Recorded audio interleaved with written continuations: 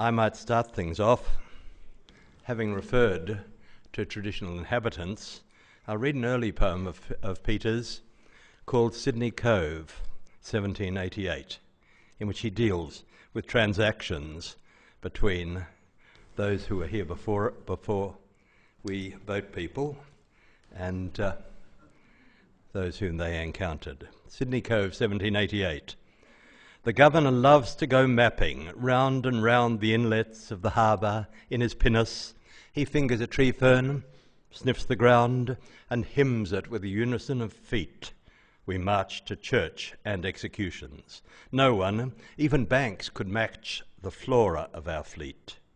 Grog from Madeira reminds us most of home, more than the pork and British weevils do. On a diet of flour, your hair comes out in your comb. A seaman who tried to lie with a native girl ran off when he smelt her fatty hide.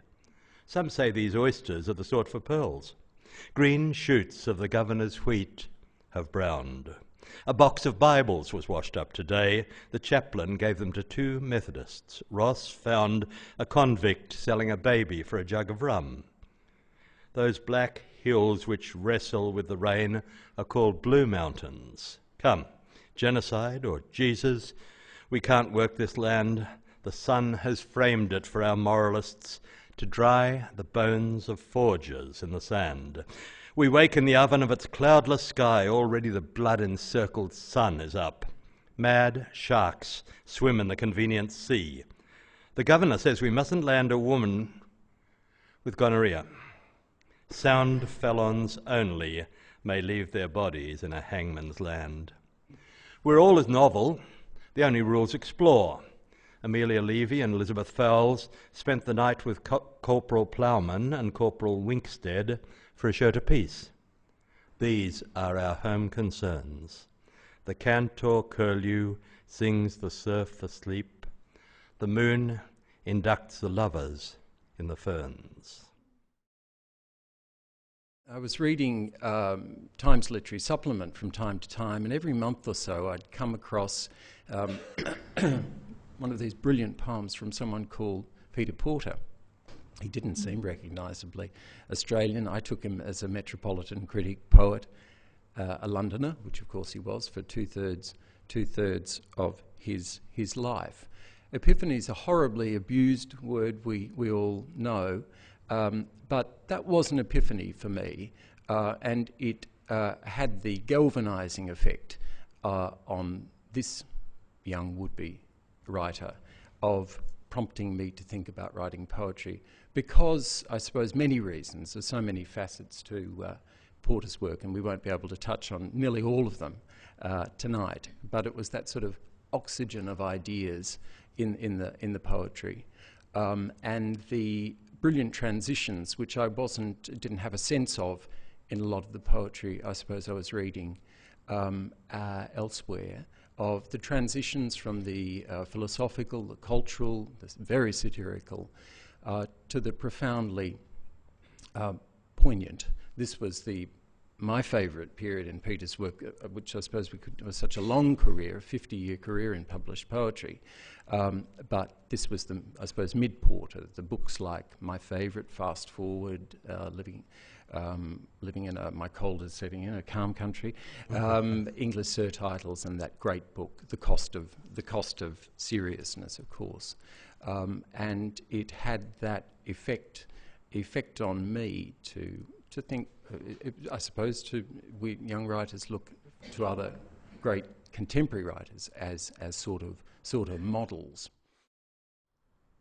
They have missed their chances of becoming gods, but are left with the consolation of words. That have liked to be controllers of tides. They can hear still the living talking of passions and comfortable airs, comparing pensions, recounting the while their favourite positions. Perhaps 70 is only half a loaf, but who would measure all the waste in his life? Crematoria can burn merely some of the stuff. Once dead, any half-decent line will seem poetry, and pretty well may pass for priority. You're no longer tied to your pituitary. Strong men, weak men, and middle-of-the-road men, insist are bored by the condition of man, saying, "Can you put in some more parsley and cumin?" The dead hear the trees inside their coffins sigh to the wind the 8 dogmatic questions. Must it all start again, the leaking equations? They fear the mirror they walk through is clouding. There's nothing either side, and only colluding will keep the living and the dead from colliding. The first time I was overseas in the late 80s, I had a huge list of people to contact, and of course I was way too shy to ring anyone. But in London I did end up ringing Peter, thinking, well, at least he's Australian, he's normal, and I was very flattered to know that he even knew who I was. And the 6-hour lunch followed, which I must say I'll miss next year when I'm in London.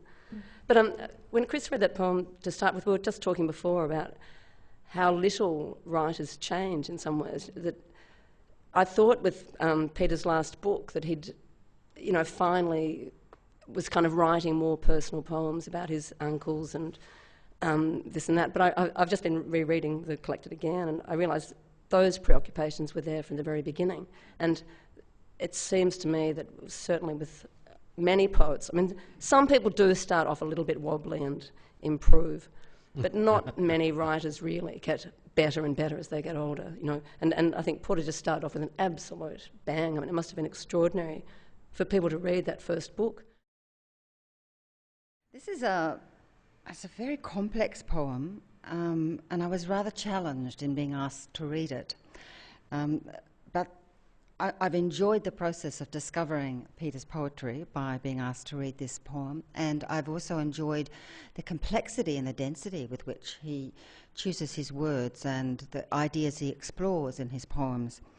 There's one point in this poem where I beg you just to think of me not as a female but as a male, but otherwise this poem is gender-free. At Whitechurch, Canonicorum.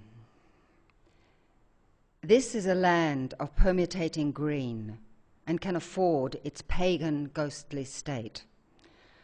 Only from the recurring dead between the well-dark hedge and talking gate can mystery come, the church's graveyard, where now the sun tops the stones and makes shadows as long as a man work as hard to live as he did, rotting there till he wakes. That he will wake to trumpets, they believed, or tried to, who brought him ground to hold. His dead eye takes in the high coiffure of leaves, the pebble-dashed tower, the numbers in gold upon the clock face. For once he has reason, this undistinguished church, whose frown lies in the lap of Dorset, rebuking each season its appropriate worldliness, has a saint, pale and homegrown. St. Candida, white in her Latin and cement tomb, has lived here since rumour was born. A woman's pelvis needs only the little room of a casket to heal the flesh it was torn from. An enlightened bishop lifted up the lid and pronounced her genuine. A lady's bones, who, if she healed as they say she did, I ask to help me escape the further elbowing of Hades.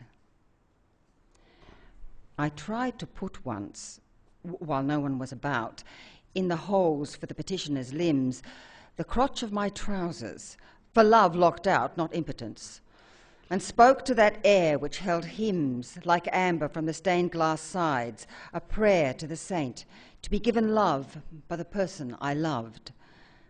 That prayer still resides there, unanswered.